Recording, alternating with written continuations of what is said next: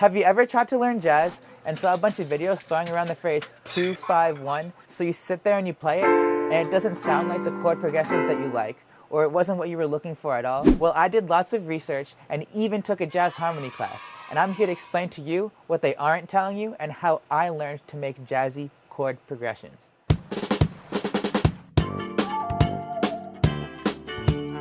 So first of all, what is a 2-5-1? For the people that know, you can skip. But for the people that don't know, every scale has 7 notes.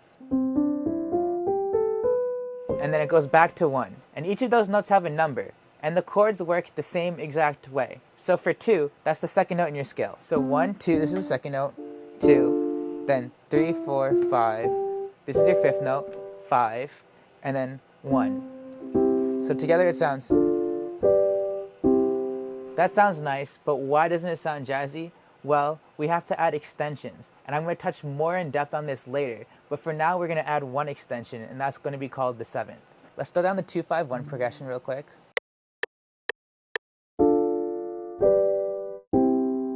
Every note in a chord also has a number, not to be confused with the numbers on the scale.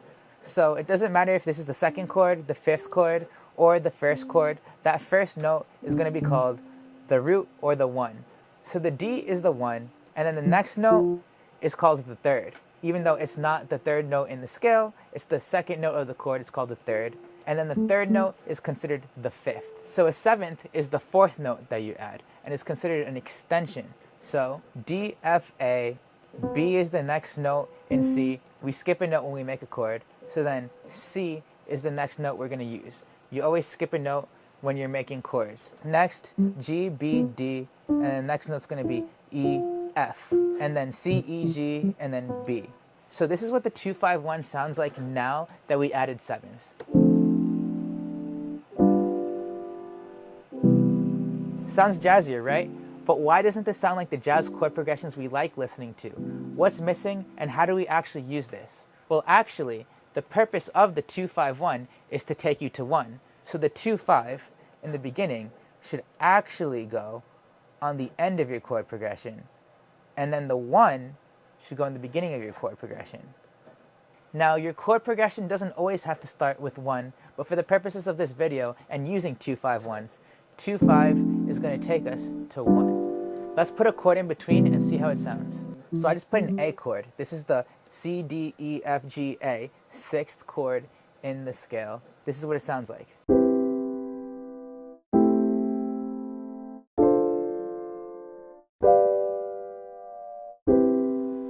So you see how that 2-5-1. Let's add one more chord to make it a little bit more interesting for you guys, so you have another chord in the mix. So actually, instead of the 2-5 going to 1, what we're going to do is we're going to delay that resolution. So instead of it going to 1, we're actually going to put 3 here. This is considered a deceptive cadence. And what it does is, it tricks us into thinking it's going to go to the 1, but it doesn't go to the 1, and the progression continues. And now all we have to do is just put the 6 and the 2-5-1 right here, and as you see, at the end of the progression, it goes back to the 1. Now look at the progression. 1, 6, 2, 5. Then that deceptive cadence, 3, 6, 2, 5. And then that 2-5 at the end brings us to 1. Let's listen to it.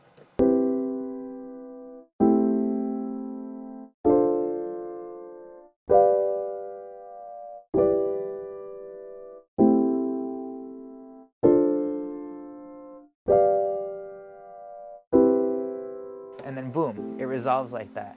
Now how do we take this chord progression and make it even jazzier?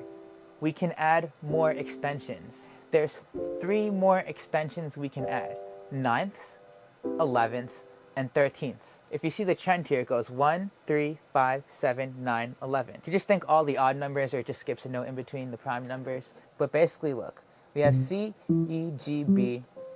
Instead of C, we go to D. And then for here we add B, and then here we add E, and then here we add A. Let me just add the rest of the notes real quick. Now let's listen to it with the 9ths.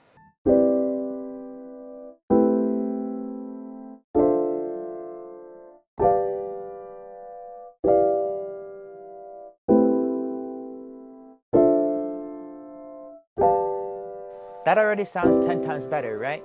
But there's one more step that we need to take to make this sound even more jazzy. That step is called voicing or inversions, which is widening the distance between the notes and changing the order of the notes on our chords. Why are inversions and voicing so important?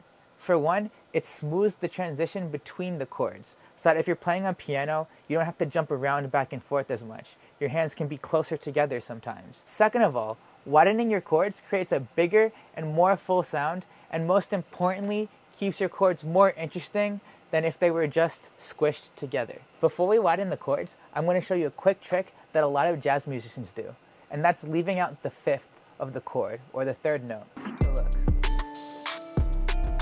The benefit of leaving off the fifth or a single note out of the chord is that it makes your chord sound less crunchy, because when you have a lot of notes stacked together, they can kind of clash sometimes, or the chord can just sound a little bit too thick. Back to widening the chord. I'm going to take this G and B and I'm going to move it up an octave. And you see how two notes are playing the same thing? That's how it makes it easier on your hands when you make inversions. Not only does the top note stay the same, even the bottom note stays the same. So your hand doesn't have to move around as much when you're playing the chord as a pianist, and it just sounds smoother. Let's continue. I'm just going to take the C, move it up, leave everything the same. And on this chord, I'm honestly just going to leave it exactly the same. I'm going to take this D, I'm going to move it up. I'm going to take this G, I'm going to move it up. I'm going to move the... And there's no specific way to widen your chords. This is just what I think is going to sound best. So let's listen to it and see what it sounds like.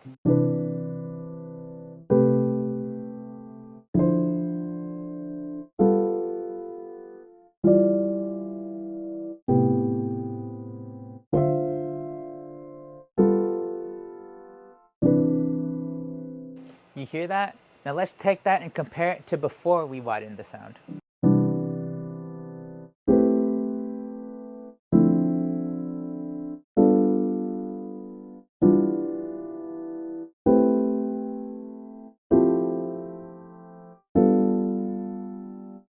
Notice how this sounds a little bit crunchy and squished?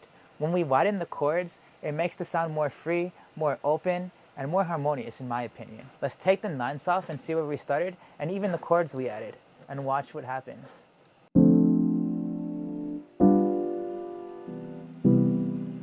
You don't have to do all this stuff I showed you. Experiment. You don't have to leave out the fifths, you don't have to add ninths, or you could add 11ths and 13ths. But even with just the sevenths, everything still sounded really pretty. Experiment with the progressions even. If you want a more advanced tutorial on any of the topics like extensions and chord progressions, or a more in-depth explanation on any of this stuff, leave a comment down below. I'm happy to help and make a video. That's all for today. Thanks for watching, and I'll see you next time.